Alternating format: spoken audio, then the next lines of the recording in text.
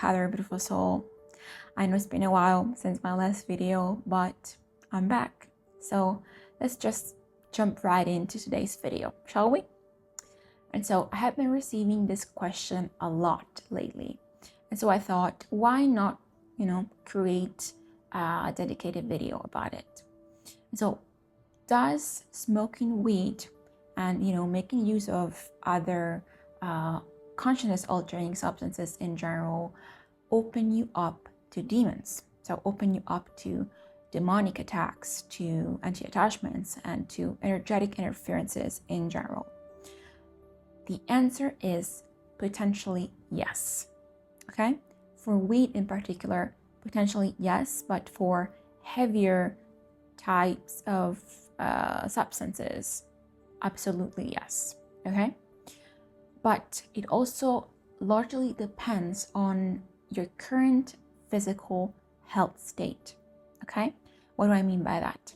Well, when we are talking about energetic interference and all that relates to the energy field, what most people tend to believe is that this is some kind of energy-based thing, like, something not tangible, something esoteric, something that only happens on the energetic level. But the thing is that you are energy, okay? You are made of energy. Energy is not some woo stuff. It's what you are. It's what we all are. And so it has all to do with your physical body, with your physical health conditions.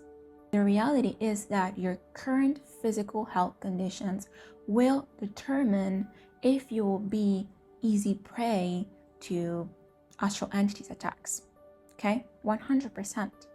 What most people struggle to understand is that your energy field is your representation as a whole. Okay? It's not just something that is energy based. It is you. And so what does this mean? It means that if your physical body is not 100% healthy and super strong, then your energy field won't be either. And this will make it automatically very weak and unstable. And you know what happens when your energy field is weak and unstable? It loses its natural protective barrier, which we all have, okay? We all have a natural protective barrier around us that basically prevents hordes of demons and all kinds of astral beings to enter our energy field or even enter our bodies. And this will make this natural protective barrier weak as well. Okay?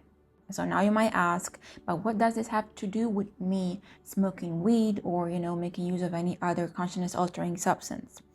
Well, the problem with most of these substances, okay, like weed or mushrooms or other things, is that they directly act upon the nervous system by overriding its normal functioning. Okay?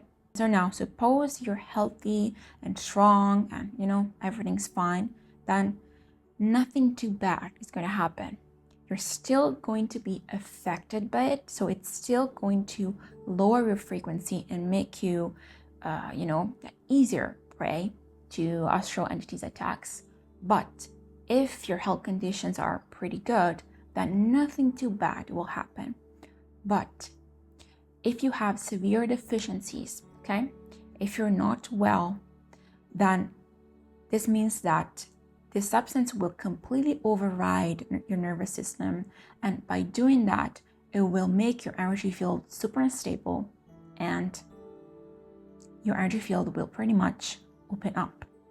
And so if you've been following me and watching my videos for a while, then you might know that I always stress the concept of consent, okay?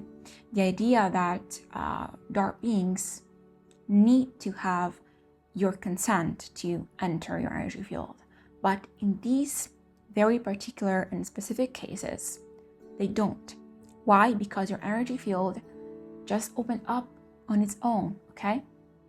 By making use of these substances, you are making your energy field so weak that there's no need to consent. So they just get in, and that's how your life is gonna get worse and worse. And this is why you have many cases of people. I personally had many people coming to me, many clients I worked with that right after starting smoking weed or, I don't know, making use of other substances, their life went downhill pretty much. They got depressed, they started suffering from other mental illnesses. Their life just, got worse and worse. Their relationships got worse. Everything started getting really terrible in their lives. It's because by making use of these substances, you are constantly making yourself vulnerable, way more vulnerable than you would normally be. And so you are the one who's opening the door to these beings. You are doing it. So even though you are not specifically giving them consent to get in, you are giving that consent by smoking, okay? By making use of these substances. And also, making use of consciousness altering substances in general is bad because these substances are not good for your body, okay? I don't care what they told you, they're not, okay? They lower your vibrations. And if you are dependent on them to achieve this sort of